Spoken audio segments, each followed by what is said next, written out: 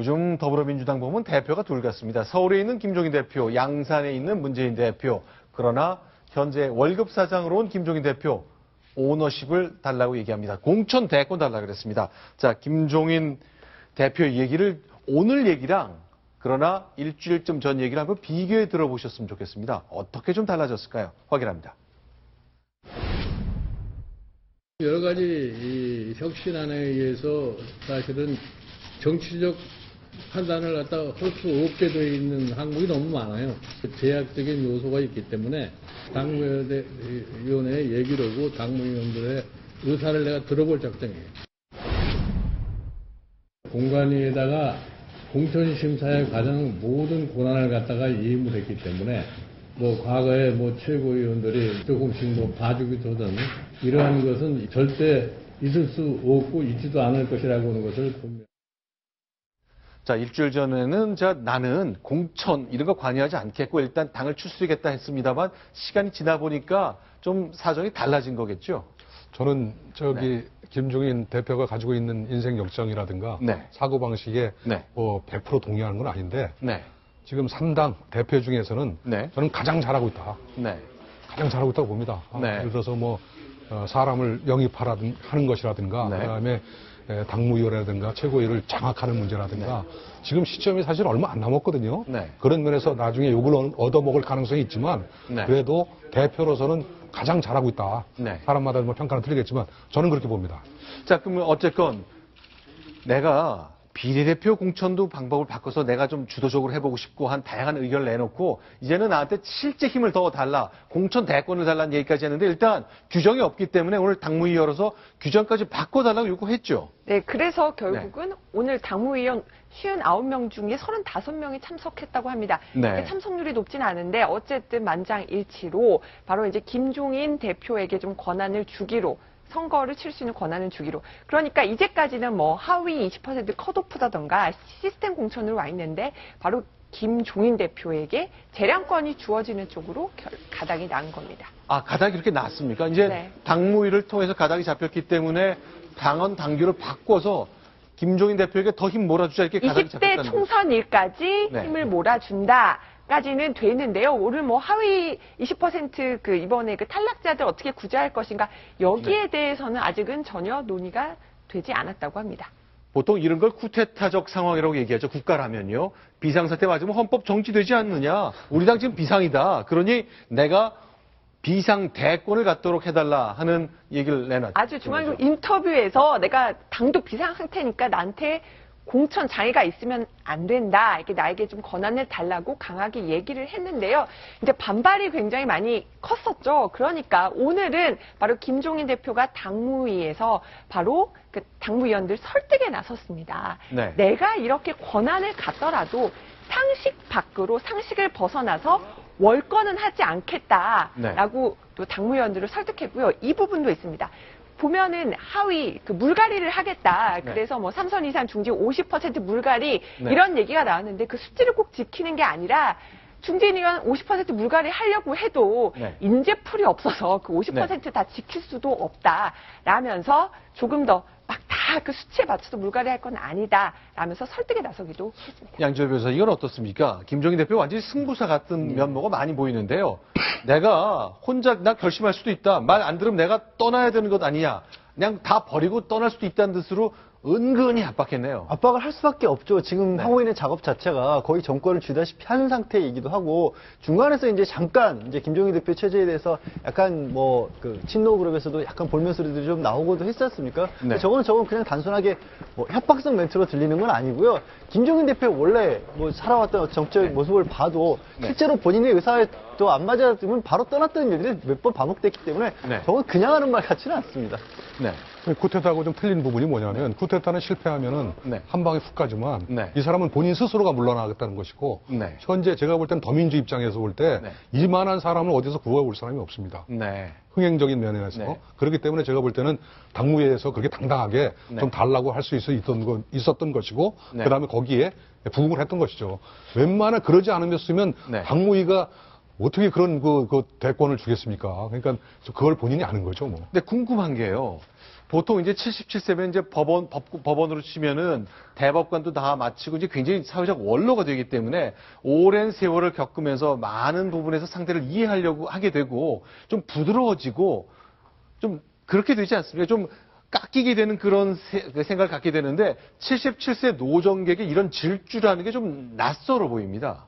저기 평화시의 리더가 있고, 네. 그다음에 전쟁시의 리더가 있는데, 네. 저는 뭐, 김종인 대표가 저기까지 갈 일이라고는 뭐 생각을 못 했습니다. 네. 못했습니다만은, 어쨌든 한 달 남짓 남겨놓은 그런 당은, 그 다음에 네. 깨진 당, 그런 여러 가지를 고려할 때, 저 정도의 어떤 그 페이스, 저 정도의 추진력 같은 것은 저는 뭐 좋게 평가합니다. 천상식 차장. 이제 문재인 대표가 이 장면을 바라보는 생각이 굉장히 궁금한데요. 그동안 문재인 대표의 정치적 조언자 역할을 했던 조국 서울대 교수, 오늘 글을 썼는데 너무나 많은 거를 김종인 대표한테 주는데 좀 반대하는 느낌이네요. 일단 본인이 혁신위원을 참가를 해서 20% 물갈이안을 만들었었던 거니까. 그렇죠. 여기에 대해서 전면 부정하는 듯한 김종인 대표의 얘기는 좀 거북스러울 수밖에 없을 것 같습니다. 네. 그러니까 대표나 공관위가 정권을 갖는 옛날 방법으로 돌아가서는 절대 안 된다, 반대한다, 이렇게 글을 남겼습니다. 물론 조국 교수의 생각이 문재인 전 대표의 생각과 똑같을 수는 없겠지만 네. 어느 정도 작업을 같이 했기 때문에 비슷한 생각이지 않겠냐 미루어 짐작할 수 있을 것 같습니다. 근데 글 쓴 방식을 보니까 이제 김종인 대표가 원하는 방식은 과거식이다. 그래서 약간 이 표현 자체에서 별로 안 좋은 것, 이런 이미지를 상 남겼네요. 이런 생각 들지 않으세요? 조국 교수 하면 네. 모든 사람들을 그냥 한마디로 그냥 보내버리는 네. 그런 어떤 강한 이미지의 그런 어떤 교수로서 네. 젊음, 네. 개혁 네. 그런 이미지를 갖고 있잖아요. 그렇죠. 그런데 그 부분에 대해서 지금 김정인 위원장은 네. 거의 무시작전입니다. 아하. 조국 교수가 얘기하든 뭐 어떤 사람이 얘기하든 네. 그러다 보니까 조국 교수의 발언이라는 게 굉장히 왜소해 보이는지 않으세요? 네. 어떻게 보면? 뭔가 주목 확 받을 글을 썼으나 그렇죠. 왜소해 당하는 느낌. 네. 그것이 강대강이 네. 부딪혔을 때 더 강한 사람이 나타나면 저런 현상이 종종 빚어집니다. 그래서 저희가 문재인 전 대표의 얘기를 좀 듣고 싶어서 이게 네. 필리버스터 전국에 대해서 각종 SNS에 글을 올렸었고 네. 또 국방위 당시에 2주 전에 참석해서는 개성공단 폐쇄에 대해서 반대를 했었고 네. 그래서 공천 그럼 개혁에 대해서 이 공천 이 컷오프 이런 거에 대해서는 어떻게 생각하느냐 묻고 싶어서 오늘 양산 자택을 저희 기자가 갔는데 네. 필이면 어젯밤에 네. 본회의 참석을 위해 서울로 올라왔답니다. 그것도 이제 손주가 얘기해줘서 저희가 알았는데 어긋났군요. 그래서 서울에 올라와서 본회의장을 찾았는데 본회의가 오늘 안 열렸어요. 그래서 문재인 대표가 어디가 있냐? 과연 그럼 김종인 대표를 오늘 만나고 갈 것인가? 또 수소문 했는데 또 비행기 타고 내려갔답니다. 네. 오늘 하루 종일 엇갈렸는데 네. 문재인 전 대표의 의중은 어떤 건지 한번 저희가 다시 한번 취재해서 다시 한번 그러니까 협찬 시간에 알려드릴 수 있었으면 좋겠습니다. 그리고 오늘도 당무에 참석하지 않을까라는 생각도 나왔지만 당무에도 네. 어떤 구구한 정치적 해석이 나오기 때문에 네. 본인이 문재인 대표가 이 부분에 대해서는 지금 입을 다물고 있습니다. 문재인 대표 입장에서는 당무에 참석할 이유가 없습니다. 네. 차라리 자기가 할 말이 있으면 직접 대표한테 하지 네. 공개적인 입장에서 해서 다시 제가 볼 때는 기득권 세력으로 들어가느냐 아니면 네. 개혁 세력에 들어가냐 그러면 또 편갈르기의 중심에 쓸 가능성이 대단히 높은데 네. 제가 거기 왜 갑니까? 제가 볼 때는. 네. 자, 이제 당무위에서 김종인 대표에게 전권을 줬기 때문에 지난번에 이제 공천 배제 대상에 들어갔던 사람 가운데 구제 대상이 나올 수도 있거든요. 그러나 참 타이밍이 묘합니다.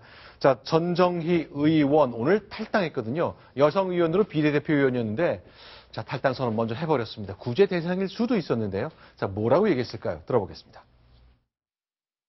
저를 더욱 당혹스럽게 한 것은 이의 신청 절차입니다.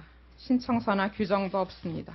재심이나 구제 절차가 아닌 그냥 컴퓨터 집계 오류 여부 확인만 가능하다고 했습니다. 결국 확인 사살 받을래, 그냥 수용할래 선택하라는 겁니다. 자, 저런 경우는 어떻습니까? 저렇게 이제 떠났는데 이제 와서 나 저 재심 대상이니까 돌아갈 수도 없고 굉장히 애매해졌죠. 지금 상황에서는 말씀하신 것처럼 어떻게 네. 방법 자체가 없는 거고 그리고 이제 전정희 의원으로서는 막상 이 절차를 알아봤을 때 저런 반응, 저게 그 얘기잖아요.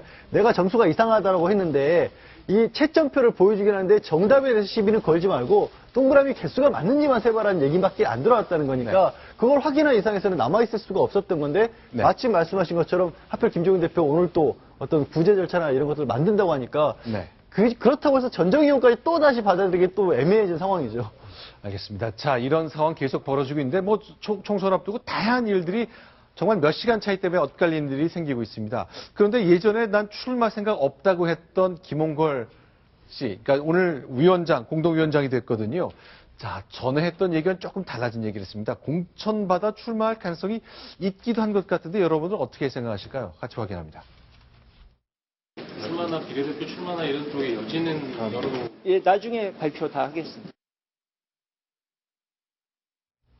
자, 그러니까 저거 보면은 여지를 좀 남긴 거죠. 그러니까 출마 안 한다라는 말은 안 하고 네. 나중에 발표하겠다는 거는 정말 여지를 남기는 건데요. 다만 이제 이호 여사는 계속 네. 어떤 이 홍걸 씨가 정치하는 거에 대해서는 지금 반대하는 것으로 알려져 있습니다. 과거에 어떤 구속됐던 전력이나 여러 가지 것들이 다시 되살아나서 불필요한 논쟁에 휩싸이고 이런 걸 좀 원하지 않는 것으로 알려져 있는데요.